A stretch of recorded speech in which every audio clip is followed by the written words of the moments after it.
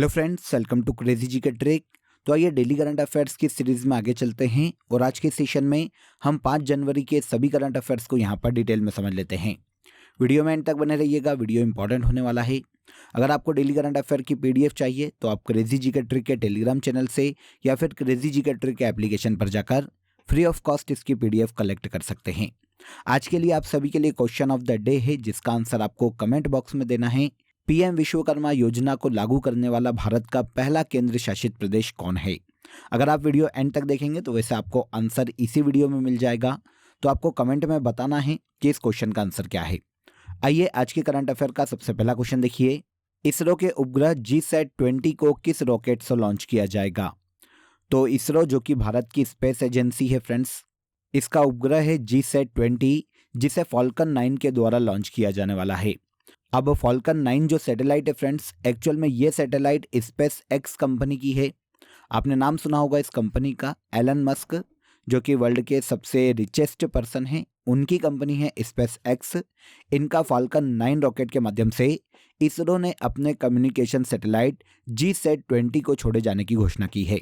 तो भारतीय अंतरिक्ष अनुसंधान संगठन इसरो का कम्युनिकेशन सैटेलाइट है GSAT-20, जिसे स्पेस एक्स के फॉल्कन 9 रॉकेट के माध्यम से छोड़ा जाएगा। और इस तरह से GSAT-20 इसरो का पहला ऐसा सैटेलाइट होगा फ्रेंड्स, जो कि स्पेस एक्स के फॉल्कन 9 रॉकेट के माध्यम से छोड़ा जाएगा। 2024 के सेकेंड क्वार्टर में इस सैटेलाइट को छोड़े जाने की घोषणा की गई है। अब कैजुअली GSAT-20 की बात करें तो ये कम्युनिकेशन सैटेलाइट है इसरो का, जो कि देखिए भारत में हाई स्पीड इंटरनेट कनेक्टिविटी देगा। इसके अलावा डिजिटल वीडियो ऑडियो ट्रांसमिशन, ऐसी सेवाओं के लिए, ऐसी सर्विसेज के लिए इसरो के द्वारा इसे लॉन्च किया जाने वाला है। देखिए इसरो का सैटेलाइट है, लेकिन लॉन्च किया जाएगा स्पेस एक्स के माध्यम से। स्पेस एक्स कंपनी के फॉल्कन 9 रॉकेट के माध्यम से GSAT-20 को लॉन्च किया जाएगा। इसके अलावा इसरो ने अलग अलग प्रोजेक्ट के लिए जिन रॉकेट को लॉन्च किया है उनकी बात करें तो एक्सपोसेट, जिसे इस ईयर के शुरुआत में ही 2024 में छोड़ा गया, इसे PSLV C58 के माध्यम से छोड़ा गया। आदित्य L1 छोड़ा गया था लास्ट ईयर सूर्य के अध्ययन के लिए PSLV C57 के माध्यम से, और चंद्रयान 3 को लॉन्च व्हीकल मार्क 3 के माध्यम से 2023 में लॉन्च किया गया था। सभी इंपॉर्टेंट है, इसीलिए यहाँ पर हमने इन्हें डिस्कस किया है, नोट कर लीजिएगा। सेकेंड क्वेश्चन देखिए, आत्मनिर्भर भारत उत्सव 2024 का आयोजन कहाँ किया जा रहा है? आत्मनिर्भर भारत उत्सव 2024 का आयोजन हाल ही में भारत की कैपिटल नई दिल्ली में किया जा रहा है।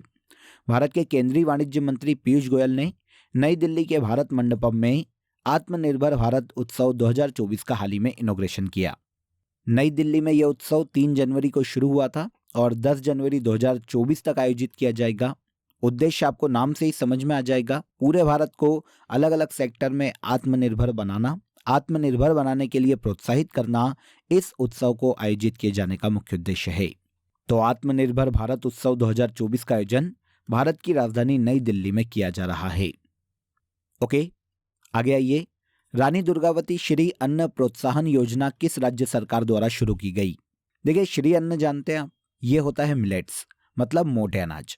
तो मोटे अनाज को प्रोत्साहित करने के लिए, मोटे अनाज को प्रोडक्शन को बढ़ाने के लिए रानी दुर्गावती श्री अन्न प्रोत्साहन योजना की शुरुआत हाल ही में मध्य प्रदेश सरकार के द्वारा की गई। MP के CM मोहन यादव ने हाल ही में इस योजना की राज्य में घोषणा की और हाल ही में इस योजना को राज्य में शुरू किया है। रानी दुर्गावती क्योंकि मध्य प्रदेश की शासिका रही है, तो उन्हीं के नाम पर इस श्री अन्न प्रोत्साहन योजना को मध्य प्रदेश सरकार ने शुरू किया है। मध्य प्रदेश में मोटे अनाज के उत्पादन को बढ़ावा देना इस योजना का मुख्य उद्देश्य है। मोटे अनाज में अगर हम इंक्लूड करें तो ज्वार, बाजरा, मक्का, रागी, कोदो, कुटकी, ये सभी मोटे अनाज है। अगर कोई भी किसान मध्य प्रदेश में अब मोटे अनाज का उत्पादन करता है तो ऐसे किसानों को प्रति किलो 10 रुपए की प्रोत्साहन राशि इस योजना के तहत दी जाएगी। तो रानी दुर्गावती श्री अन्न प्रोत्साहन योजना मध्य प्रदेश गवर्नमेंट की योजना है, याद रखिएगा। इसके अलावा मोटे अनाज को इंटरनेशनली प्रमोट करने के लिए यूनाइटेड नेशन ने देखिए 2023 को अंतर्राष्ट्रीय मिलेट ईयर के रूप में भी घोषित किया है। तो ये फैक्ट भी बहुत इंपॉर्टेंट हो जाता है आपके लिए, मैंने पहले भी आपको बताया है क्योंकि ये एग्जाम में हमने देखा है, इसलिए नोट कर लीजिएगा। क्वेश्चन हमारा रानी दुर्गावती श्री अन्न प्रोत्साहन योजना से है, किस राज्य ने लॉन्च की? तो ये मध्य प्रदेश सरकार के द्वारा हाल ही में एमपी में लॉन्च की गई। अब इसके अलावा एमपी की अदर स्कीम्स की बात करें तो लाडली बहना योजना, लाडली लक्ष्मी योजना, ये तो काफ़ी सुर्खियों में रही है कुछ सालों में। चरण पादुका योजना और प्रतिभा किरण योजना, ये एमपी गवर्नमेंट की अदर सेक्टर में चलाई जा रही अलग अलग स्कीम्स हैं। प्रोडक्शन लिंक्ड इंसेंटिव की मंजूरी हासिल करने वाली पहली भारतीय इलेक्ट्रिक टू व्हीलर कंपनी कौन सी है?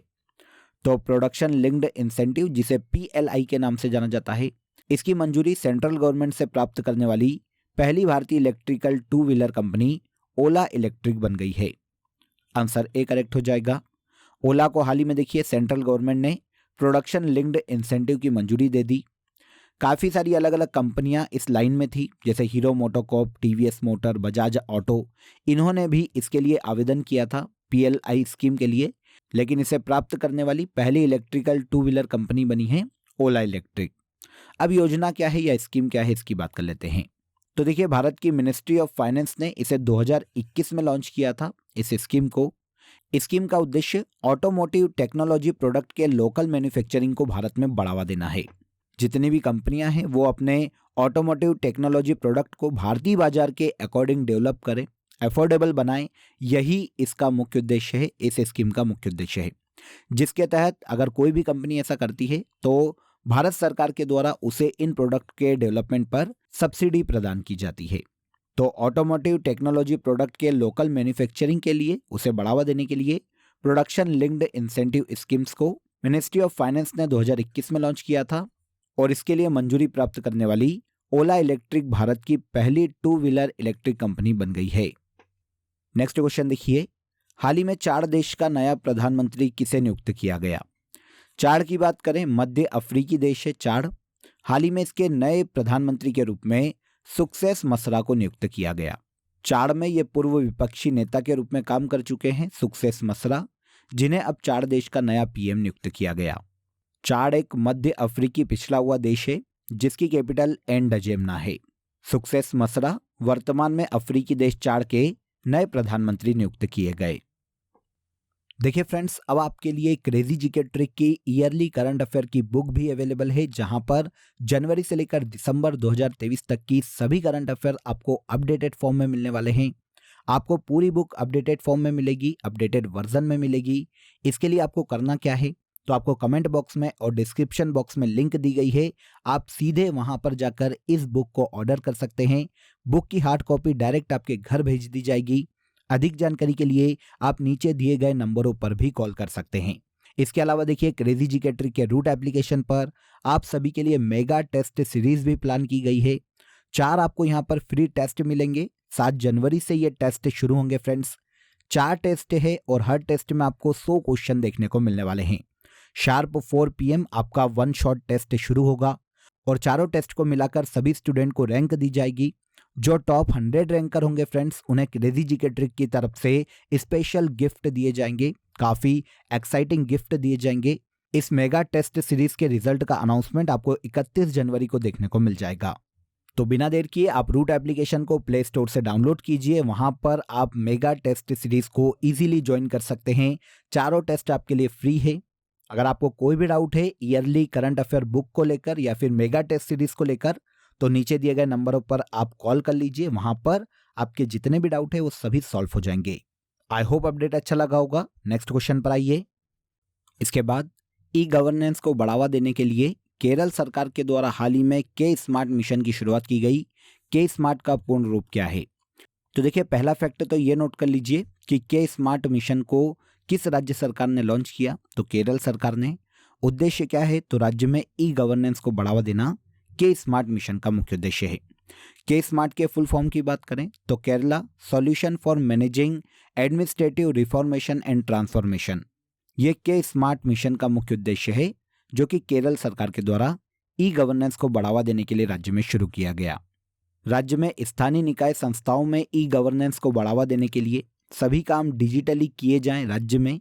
इस उद्देश्य से केरल सरकार ने के स्मार्ट मिशन को राज्य में हाल ही में लॉन्च किया, जिसके जरिए देखिए स्थानीय निकाय संस्थाओं की सभी सेवाएं एक ही क्लिक पर राज्य के नागरिकों को उपलब्ध हो सकेगी।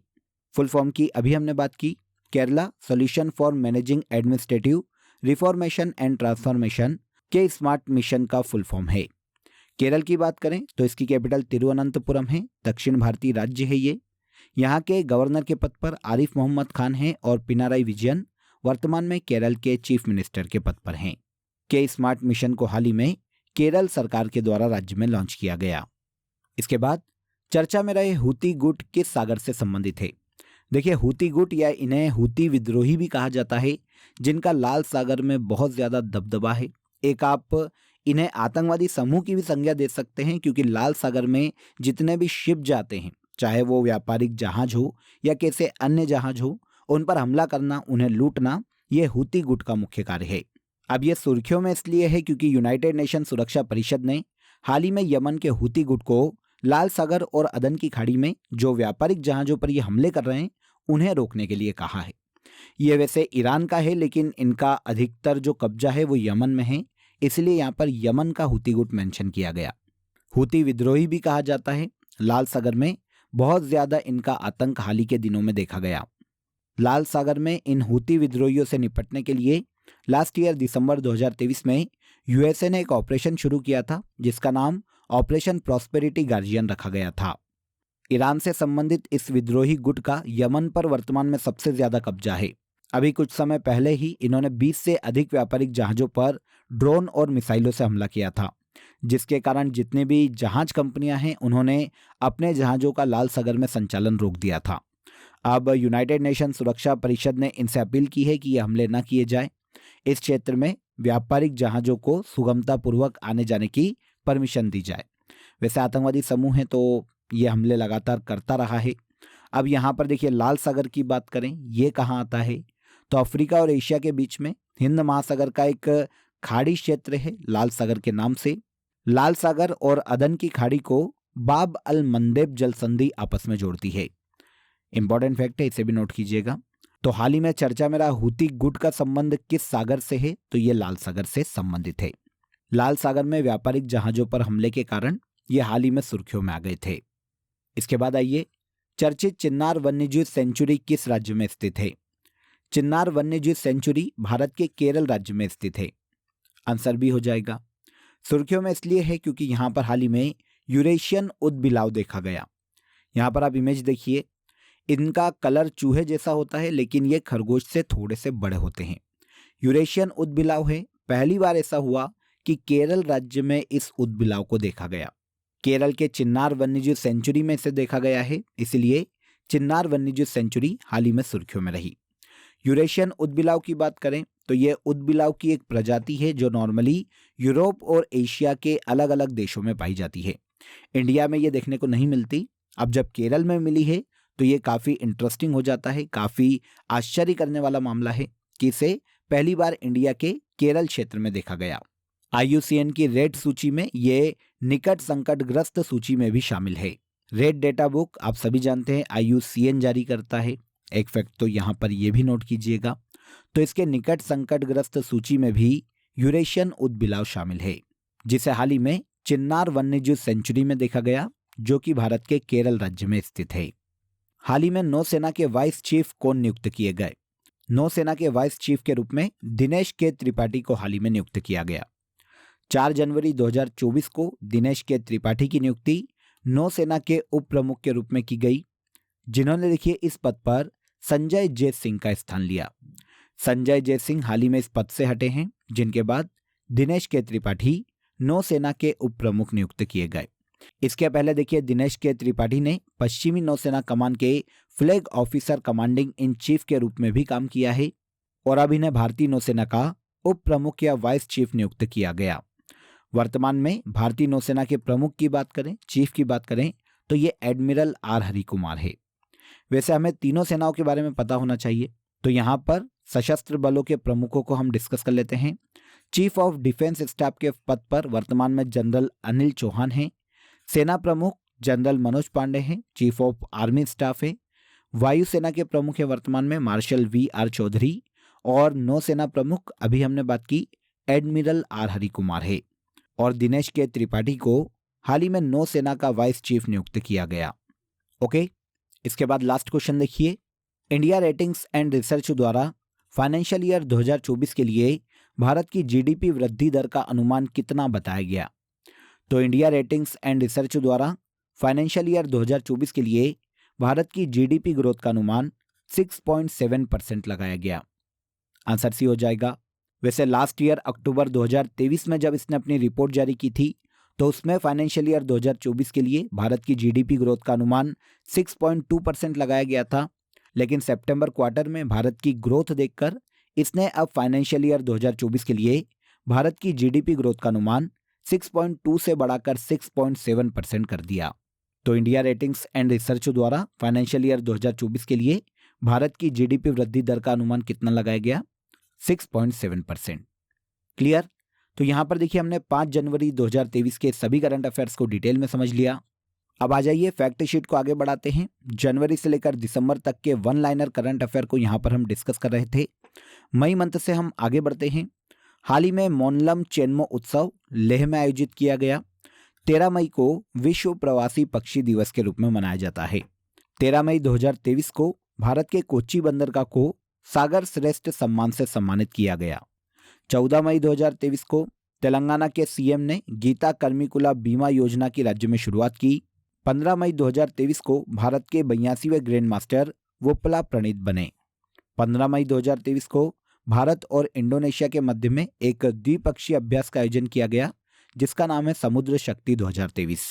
15 मई 2023 को अफगानिस्तान ने 2023 में पोलियो से पहली मौत होने की सूचना दी है अपने देश में। इसके बाद 15 मई 2023 को बार्सिलोना ने 2019 के बाद पहली बार ला लीगा का खिताब जीता। 16 मई 2023 को हरियाणा ने 13वीं हॉकी इंडिया सब जूनियर महिला राष्ट्रीय चैंपियनशिप अपने नाम की। और 16 मई 2023 को हिमाचल प्रदेश के मुख्यमंत्री ने डिजिटल सेवाओं के लिए हिम डेटा पोर्टल को राज्य में लॉन्च किया। तो ये सभी वन लाइनर इंपॉर्टेंट है करंट अफेयर के मई मंथ से। अब आ जाइए लास्ट डे के सेशन में जो करंट अफेयर हमने डिटेल में समझा था उसे यहाँ पर हम एक बार रिवाइज कर लेते हैं। पहला देखिए, होम मिनिस्ट्री द्वारा जारी किए गए आंकड़ों के अनुसार भारत में साइबर क्राइम के मामले में तेलंगाना राज्य सबसे शीर्ष पर है। विश्व ब्रेल दिवस के रूप में 4 जनवरी को मनाया जाता है। द बाबरी मस्जिद राम मंदिर डिलेमा माधव गोडबोले के द्वारा लिखी गई पुस्तक है जिसका हाल ही में विमोचन किया गया। पीएम विश्वकर्मा योजना लागू करने वाला देश का पहला केंद्र शासित प्रदेश जम्मू कश्मीर है। हाल ही में सॉल्टन सागर में लिथियम के भंडार मिले जो कि यूएसए में उत्तरी अमेरिका महाद्वीप में स्थित है। डेविड वार्नर ने अंतर्राष्ट्रीय क्रिकेट से हाल ही में संन्यास की घोषणा की जो कि ऑस्ट्रेलिया के क्रिकेटर हैं। इसके बाद आइए, हाल ही में MS स्वामीनाथन अवार्ड से प्रोफेसर BR कंबोज को सम्मानित किया गया। हाल ही में डेनमार्क की महारानी मार्गरेट सेकेंड ने पद छोड़ने की घोषणा की। चर्चा में रहा कैमेलियन ट्रोजन एक मेलवेयर है। और लास्ट देखिए, हाल ही में हिमाचल प्रदेश सरकार के द्वारा वहां की हट्टी समुदाय को अनुसूचित जनजाति का दर्जा दिया गया। ये सभी करंट अफेयर हमने लास्ट डे के सेशन में डिटेल में समझे थे। आई होप आज के भी करंट अफेयर आपको इजीली समझ में आ गए होंगे, बहुत ही इंपॉर्टेंट थे। इसके अलावा दोस्तों आप सभी के लिए एक इंपॉर्टेंट अपडेट है। अब आपके लिए क्रेजी जीके ट्रिक के सभी कोर्सेज वेबसाइट पर भी अवेलेबल है। ये सभी कोर्सेज आप सभी की रिक्वायरमेंट और लेटेस्ट एग्जाम पैटर्न को ध्यान में रखकर डिजाइन किए गए हैं। यहाँ हम बेसिक कॉन्सेप्ट के साथ साथ कॉम्प्रिहेंसिव लर्निंग पर फोकस करते हैं, तो एक बार जरूर वेबसाइट पर विजिट करें। इसका लिंक आपको डिस्क्रिप्शन बॉक्स में दिया गया है। तो आज के इस वीडियो में बस इतना ही। अगर वीडियो अच्छा लगा हो तो वीडियो को लाइक और शेयर कर दीजिए, चैनल को सब्सक्राइब कर लीजिए। कल फिर मुलाकात करेंगे नेक्स्ट डे के करंट अफेयर में। तब तक अपना ख्याल रखिए। जय हिंद, जय भारत।